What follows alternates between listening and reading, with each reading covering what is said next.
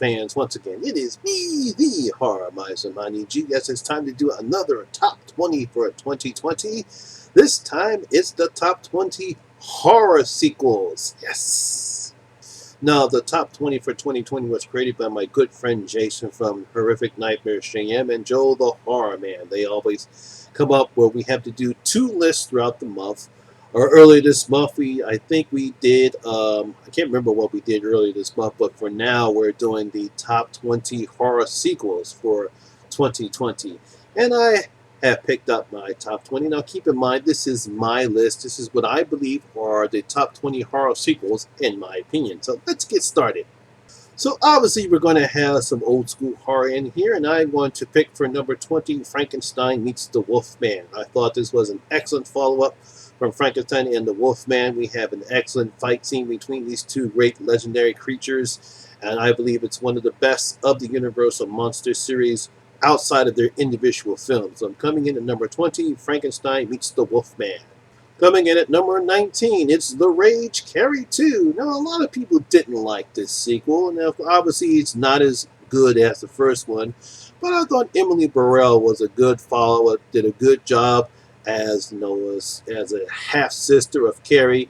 Amy Irving returned once again in this film as well. We had some good, I like the direction that they were going to right here, and I like the climactic scene, and I like the ending as well, too. It's not as enthusiastic or as shocking as the original Carrie, but it still served its purpose. So coming in at number 19, The Rage Carrie 2.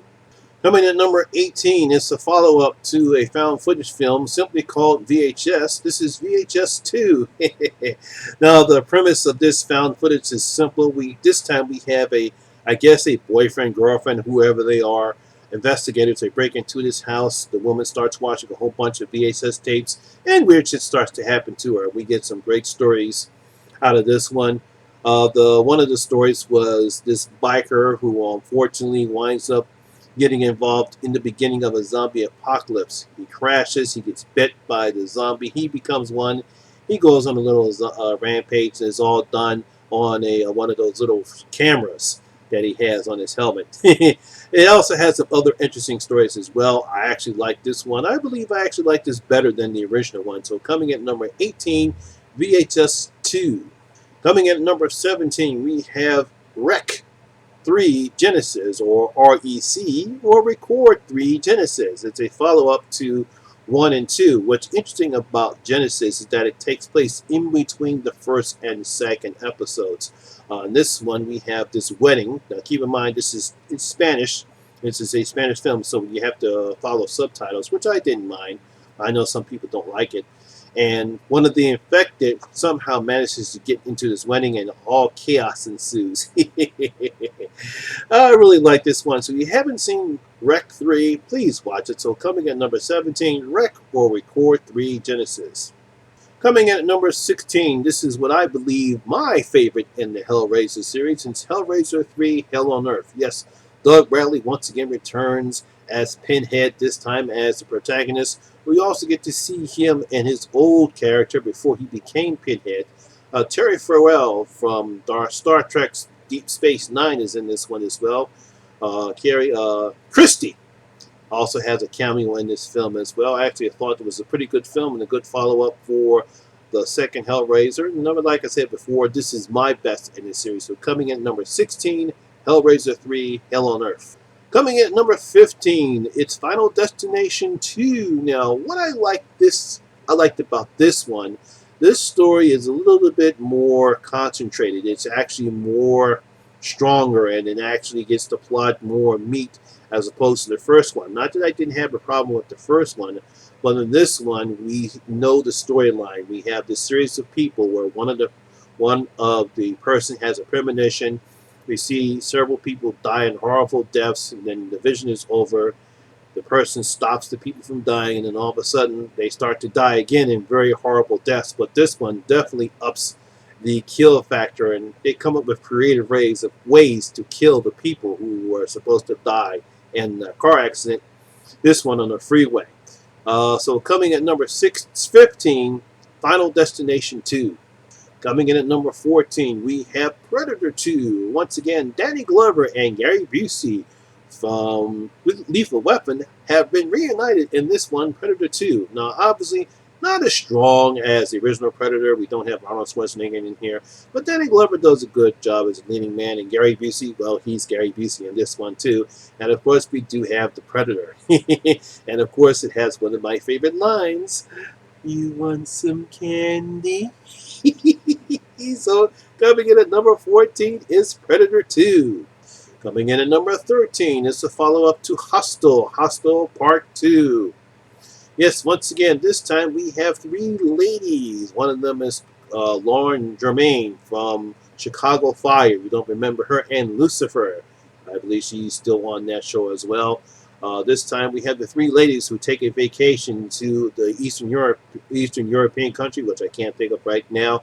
And of course, they get caught up in that dungeon. And of course, we still have some interesting kills.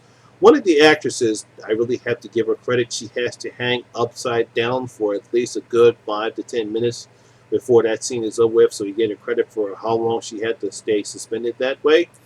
And we do get some good kills. There's an interesting part that happens to one of the dudes in the movie, which I won't say. You have to see it. But coming in at number 13 is Hostel Part 2. Coming in at number 12, we have one of my favorite vampire series, Underworld Evolution. Yes, Kate Beckinsale is back once again as the vampire Selene. And this time her and her paramour, Michael, are trying to outrun Marcus. And he tries to revive his brother William, who is a werewolf, to plague the world with with vampires and werewolves. I don't know what his overall goal was. But once again, very gothic scene, very gothic, great practical effects, great cinematography about how the film looks, and a very interesting battle between Selene and Marcus and Michael and William. So coming in number 12 is Underworld Evolution. Coming in at number 11, the follow-up to Blade, and it is Blade 2. Yes, Wesley Snipes is back once again as the Daywalker. This time he joins up with the vampire clan as they have to take on the Reapers. This is some new strain of vampires, and they really can't feed. And the virus is very deadly. It's very contagious. It spreads like quickly, and he has to join the vampire clans to rid himself of the Reaper virus. Later on, he has to find out he has to kill the carrier of the Reaper virus, Jared Normack, and he and Blade have this fantastic fight scene at the end of the movie, which I really loved, and I thought it was really built the movie up. So coming in at number 11 is Blade 2. Okay, now we're down to the final 10 of my top 20 for 2020 horror sequels. Coming in at number 10 is Jaws 2. Yes, Jaws 2 was an interesting follow-up to Jaws. This obviously has slasher elements. We just unfortunately have an actual live shark instead of a man with a hook. I mean, a man with a machete that kills these teenagers. Teenagers are going around into the ocean swimming, and we have another great white shark that's hitting the waters. Roy Scheider returns as Chief Brody. A very fun movie, obviously not as intense or not as great as the original, but it holds its own. It was a great follow-up sequel. So coming in at number 10 is Jaws 2. Coming in at number 9, the follow-up to Ouija, or the prequel to Ouija. This is Ouija, Origin of Evil. Now, the one reason I really like this one, now, of course, I actually like Ouija. I actually called it a guilty pleasure of mine, even though it's very cliched and has some dumb, typical PG-13 crap. But I actually did enjoy the film. So, but Origin of Ouija is very good. I thought it was a good prequel. Lulu Wilson does a good job in this one right here. I think this was her second outing after she was starred in Annabelle Creation, and I think she does a good job here. We have a good story, great kills in the film, and I love the ending too. And of course, we also have an appearance by Lin Shaye. So coming in at number 9, Ouija, Origin of Evil. Coming in at number 8, we have The Purge, Anarchy. Now, a lot of people would say that this should have been the film that started The Purge, not the first version of Purge, because that was more like a home invasion film.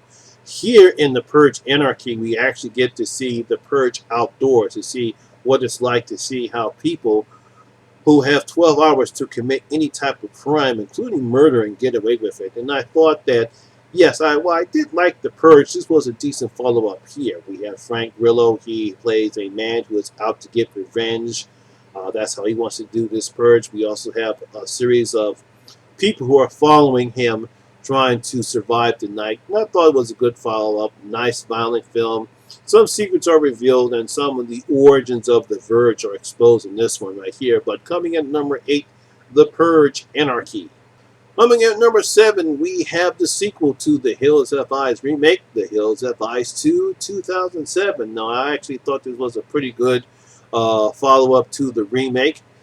Once again, this time we have soldiers in the area where the mutants are living right now. We see the beginning of the show where they just eviscerate this one guy.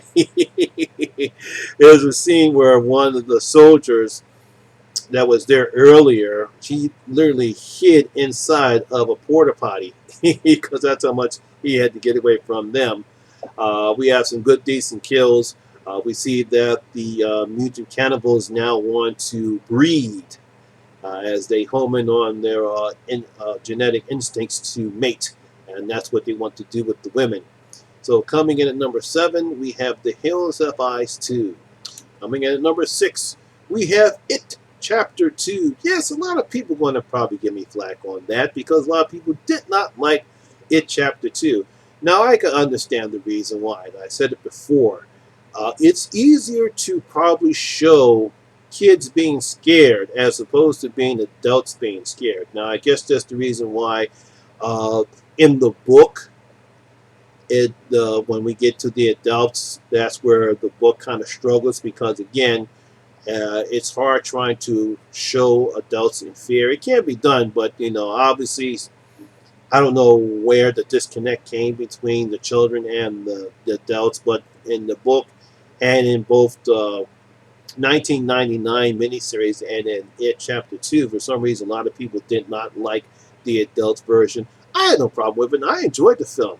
Obviously, the guy that played Richie in this one, he actually stole the show. He was the best thing that happened in the movie. I really enjoyed it, and of course, Bill Scarsdale was still great as Pennywise, even though some people thought he was not as scary as this one. And he seemed to have limited action in the show, but I still enjoyed it, and it's number 6 on my list. All right, now we have the top 5, and coming in at number 5, he was going to be on it. Friday the 13th, Part 2. Yes, Jason comes back in this one after his mother wreaked havoc in the first one, and this time we have Amy Still Jenny as the final girl here who finally gets to Jason, and we have some more horrific kills, but one of my favorite sequels in the franchise. Not the best, but one of my favorite sequels in the franchise. Coming at number 5 is Friday the 13th, Part 2. Coming in at number 4, we have A Nightmare on Elm Street 3 Dream Warriors. Yes, Freddy had to be on this list. Yes, and this is not only one of my favorite horror sequels, but my favorite in the series. Yes, we have that great theme song from Dokken, if I remember that's the name of the dream. And of course, we have one of my favorite lines from horror. Welcome to prime time, bitch. Can't get enough of Freddy. So coming in at number 4, A Nightmare on Elm Street 3 Dream Warriors.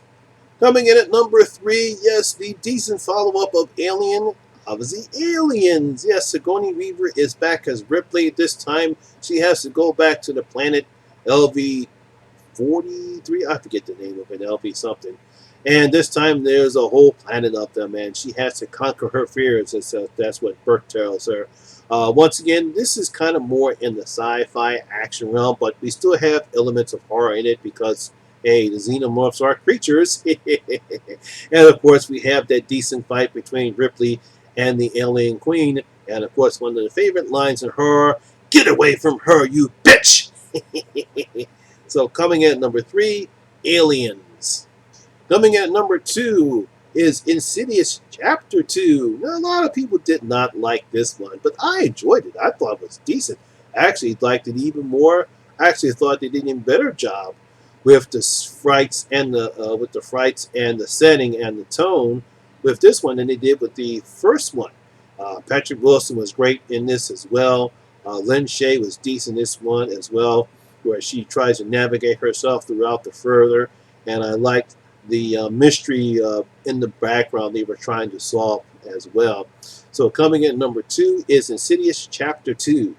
And finally, my number 1 horror sequel will be The Conjuring 2. Yes. Ha ha ha ha ha. Once again, Patrick Wilson is on this list twice. He and Vera Farmiga are exit once again as wonderful once again as Ed and Lorraine Warren. I actually like how they set up the story this time where they begin where they're in the Amityville house and then we get introduced to Valak, the nun that will come out to her own series. Then we're introduced to the family in London and the stuff that they're going through right there. I actually really enjoyed this film. I actually thought it was a decent follow-up to The Conjuring, and I can't wait. Hopefully we'll see the next episode of The Conjuring 3, The Devil Made Me Do It. So my number 1 horror sequel will be The Conjuring 2. So there you have it, folks. That's my top 20 for 2020 horror sequels. I'm pretty sure you might have your own list. If you want to, you can make your video, or you can actually leave it in the comment section and tell me what are your top 20 horror sequels. So there you have it. That's my video for today, and I hope you guys did enjoy it. And if you did, please give it a thumbs up. If you're new here, please hit that subscriber button and ring that notification bell. That way you'll be notified anytime when I put up new videos such as this one. Also, all my social media links will be in the description box below as well. Once again, my name is Lamont Smith, better known as the Horror Miser Monty G, and always remember, horror rules. I'll see you in my next video. I'm out.